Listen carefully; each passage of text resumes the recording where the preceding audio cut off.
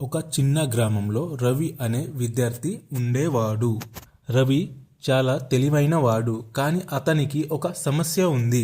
చదవాలని అనుకుంటాడు కానీ ప్రతిరోజు చదువుని వాయిదా వేస్తాడు. రేపటి నుంచి బాగా చదువుతాను అని ప్రతిరోజు అనుకుంటాడు.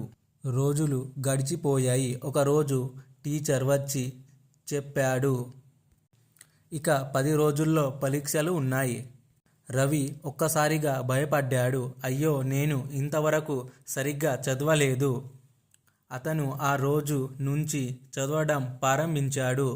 రవి ప్రతిరోజు ఉదయం త్వరగా లేచేవాడు. 2 గంటలు చదువు, 1 గంట రివిజన్, ప్రీవియస్ క్వశ్చన్ ప్రాక్టీస్.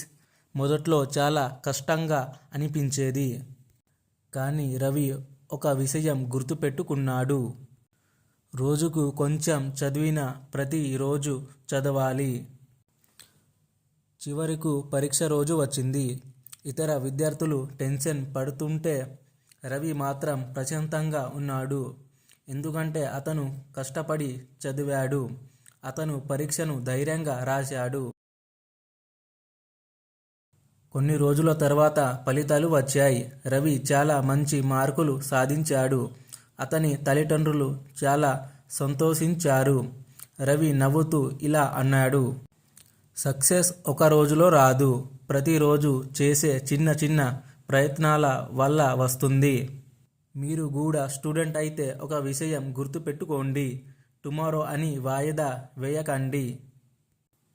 మీరు చదవాల్సింది ఈరోజే ప్రారంభించండి.